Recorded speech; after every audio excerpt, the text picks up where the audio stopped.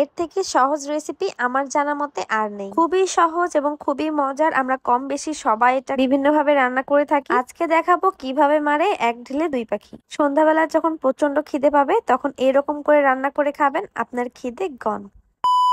আসসালামু আলাইকুম, সবাই কেমন আছেন? আশা করছি সবাই ভালো আছেন। সবার অনেক দোয়াই এবং ভালোবাসায় আলহামদুলিল্লাহ আমরাও অনেক ভালো আছি। হঠাৎ সন্ধ্যেবেলায় কিছু একটা খেতে ইচ্ছা করলো। যে পরিমাণ গরম পড়ছে সেহেতু ভাবলাম সহজ কিছু করা যাক। প্রথমে কড়াইতে তেল গরম করে ছেড়ে দিলাম পেঁয়াজ এবং মরিচ কুচি। কার কার এলাকায় বৃষ্টি হয়েছে অবশ্যই কমেন্টে জানাবেন। আমাদের কুষ্টিয়া জেলায় এখন পর্যন্ত বৃষ্টি হয়নি, খুব গরম পড়ছে। এই গরমের মধ্যে তাদের হাজার স্যালুট যারা গরমের মধ্যে রান্না করে খাওয়াচ্ছে আমাদের। তারপরে এখানে মরিচটা আর পেঁয়াজটা হালকা একটু ভাজা ভাজা করে নিব।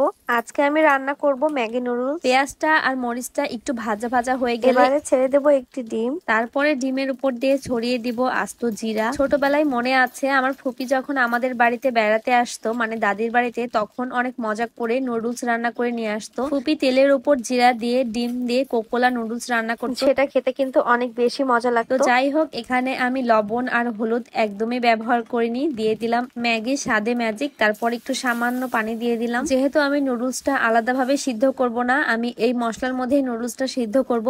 আমি এইভাবে আমার এক খালামণিকে রান্না করতে দেখেছি, তো আজকে শর্টকাট ভাবলাম এইভাবে রান্না করে খেয়ে দেখা যাক টেস্টটা কেমন আসে। কে কে এইভাবে নুডলস রান্না করে অবশ্যই কমেন্টে জানাবেন। তারপরে আমি এখানে দিয়ে দিলাম নুডলস এর মধ্যে যে মশলাটা থাকে সেটা। নুডলসটা বিভিন্ন ভাবে রান্না করা যায়, নুডলস আগে থেকে সিদ্ধ করে নেওয়া হয় বেশিরভাগ আমার, কিন্তু আজকে এভাবে ট্রাই করলাম, দেখা যাক কি হয়। তো এই তো এখানে যে পানিটুকু দিয়েছি সেই পানিটুকু শুকিয়ে গেলেই বুঝতে পারবো আমার নুডলসটা একদম সুন্দরভাবে সিদ্ধ হয়ে গিয়েছে। আসলে এই গরমের মধ্যে চুলার পাশে গেলেই বোঝা যাচ্ছে কি প্রচন্ড পরিমাণ গরম পড়ছে। সকাল থেকে সারাদিন এসির মধ্যে বসে থাকলে আসলে বোঝা যায় না যে কিরকম গরম পড়ছে। নুডলস এর মধ্যেকার পানি শুকিয়ে গিয়েছে, এবার আমি নামিয়ে নিব। আমার মেয়েও নুডলস খেতে খুবই পছন্দ করে। আমি ঝাল পেঁয়াজ দিয়ে রান্না করেছি, তবুও সে খুব মজা করে খেয়েছে। তো এইখানে আমি ওপর থেকে একটু টমেটো সস দিয়ে দিলাম, দেখতে একদম রামেনের মতো দেখাচ্ছে।